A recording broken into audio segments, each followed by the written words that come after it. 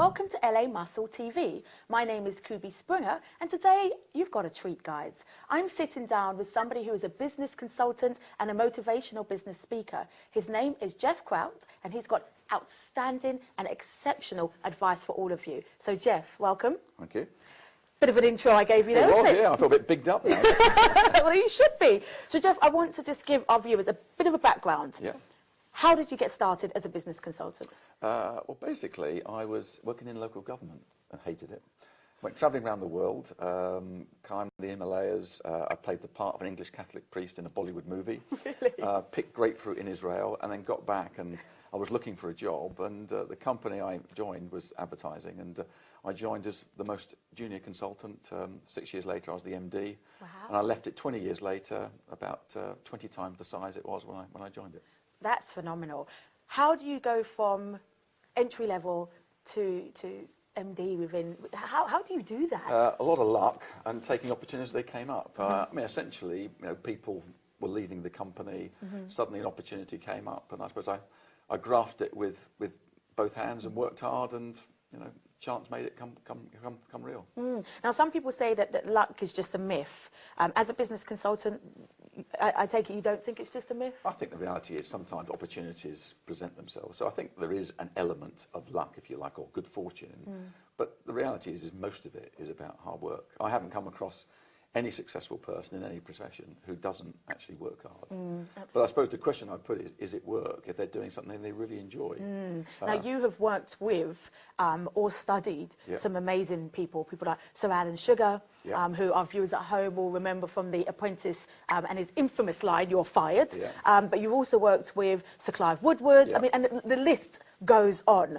How has it been working or studying these various different well, basically, in recruitment, for many years, I was fascinated with what determines success. Was it about people's talent, or was it more about the application of that talent? Right. And I started interviewing people, really asking them what made them successful. So I interviewed multimillionaire entrepreneurs, corporate leaders, government ministers, and Olympic champions, and there was a chorus of agreement from all of them that their success had far less to do with their ability and everything to do with having the right attitude.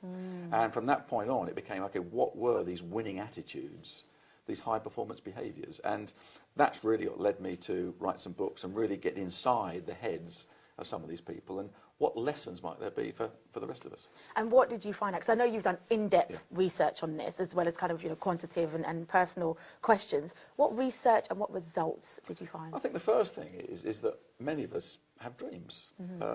These people don't. They have goals. Michael Johnson, that many of the viewers will have seen on commentating on the Olympics, he was the world and Olympic 400-metre champion. He had a lovely phrase, which is, "I craft my dreams into ambitions. I refine my ambitions into goals. I turn my goals into plans." Oh, that's and these excellent. people plan. Yes. So they set a goal, something they can control, and they put plans into place, and they have the discipline to follow those plans till they achieve the outcome they want. Now, when you say that to somebody who might be just sitting at home, has a dream, it sounds easy. Is it? Well, in a sense, easy not, because it involves a lot of hard work. Sure. But the reality is, thinking, wouldn't it be nice to be a millionaire, is not going to get you anywhere. So if your goal is that financial success is a goal, and remember, there may be other things which might determine it, but if financial success is a goal, okay, you're not going to get there as being a teacher or a librarian. So what are the professions where you might make some money? This might be in the city of London, not at the moment, of course. Yes. This might be in terms of sales. And therefore, okay, looking at that, and okay, what do I need to do? And putting a plan into place. Now, it doesn't mean to say it's guaranteed success, but you're more likely to succeed if you do a bit of research, set some goals and objectives, and put a plan into place. And working with someone like Sir Clive Woodward, you had quite a long and personal relationship with him. What did you observe from him particularly that made you think that's why you're so good? What he possessed, which I think a lot of successful people have, is a curiosity to find better ways of doing things. Almost a childlike curiosity. So, for example, if he was here with you now, he'd be as interested in what you do and what you've done to see if there's anything he can pick up or learn that he might use. So, for example, when he became England rugby coach, he looked outside his sport. He looked at what American football was doing. He looked at Aussie rules football. He felt the people that that the best catchers of a high ball were in Aussie rules football. So he observed that. He looked at the business world. And like a magpie, he stole lots of ideas and that to create a high-performance environment. And certainly, I'd say that is a characteristic of lots of people that I've met. Seb Coe said, for the elite athlete, perfection is always around the next corner because they're constantly looking for things. Sally Gunnell said, I never ran the perfect race because all the time they're looking to do things better. One of the things that you just mentioned that has rang a bell for me is, in my mind, about diversifying. So this is my industry, this is my core talent, but I can't just focus on my industry and my talent alone. I need to have my eye on the ball. Is that, in essence, do you think that's quite key with any industry that you're in? Yes, I think the danger is you remain blinkered. And if you remain blinkered, you're not aware of what the possibilities are out there, first of all. Plus the fact, what you'll find is an elite athlete is also a good golfer. He might have an interest in music. So they've got a broad sense of interest. They're not quite as narrow as people think they are. They're very narrow at a point in time. So if they're about to play a World Cup final, they're not thinking anything else apart from the World Cup final. And what you'll find is a mantra for many elite sportsmen is focus on the process.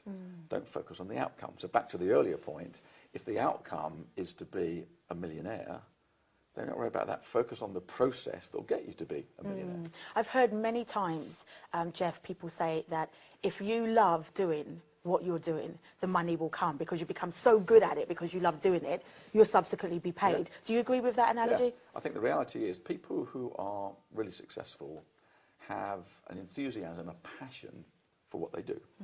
And therefore, once you find the thing that you really enjoy doing, is the day you stop work because you're no longer working. You're actually doing things you want to do. Now, when I left my business to work for myself and do things that I was interested in, you know, I remember saying to my wife at the time, you know, well, I won't be working quite the long hours that I'm working. And about a month into this, she came into my study at about midnight and said, I thought you weren't working here. And I looked, this is not work. I'm doing what I want to do. Absolutely. Yeah. And I want to put it out there because you're an author and you've written some fantastic books. One of them you mentioned earlier, which is about creating champions. Yeah. Tell me a little bit more about that book. Yes, I interviewed at a conference a number of years ago the former Australian rugby captain, a guy called Michael Liner. And he made this throwaway comment that it's all in the mind. And subsequently, I interviewed other sportsmen, and I said, well, how important is the mind? And I thought they might say, well, 15, 20% of my success is about what's up here. But generally, the view was about 80% of their ultimate success was dependent on what's going up here. And the reality is, what we choose to believe or choose is all here. So, for example, when you got up out of bed this morning, are you happy or sad? It's a choice. So that consequently, people make choices about their attitude. And certainly what I found was that elite sportsmen and women are not only physically fitter than the rest of us, they're mentally fitter. They're very, very good at setting goals and they have the discipline to follow goals. They're able to get themselves in the right mental state to perform absolutely at their peak. Partly it's about removing distractions. There's a term which comes from the Japanese samurai, which is the concept of the full mind. If you fill your mind with a task, it pushes out distractions and diversions. I love that. There's another term which was used by an Australian triathlete, a guy called Andrew Meikle. And he was a guy that believed that he didn't make it to the very peak. I think he was ranked 7th in the world. And he determined his lack of success at the ultimate level was that he wasn't mentally as tough as some of his competitors. And subsequently, he's gone around the world studying mentally tough people. He's interviewed Nelson Mandela, he's interviewed former American astronauts, he's interviewed descendants of the Japanese samurai. And one term which I really like of his, and to quote him verbatim, he says, are you prepared to destabilize what you have to achieve what you desire? So, for example, you might be in a pretty routine type job and you really want to do something else. You want to be a dancer, you want to play sport or whatever. But are you prepared to destabilize what you have to achieve that? Are you prepared to give that up, give up the security of that and really try for it? Now, it doesn't guarantee that you'll do it, but the people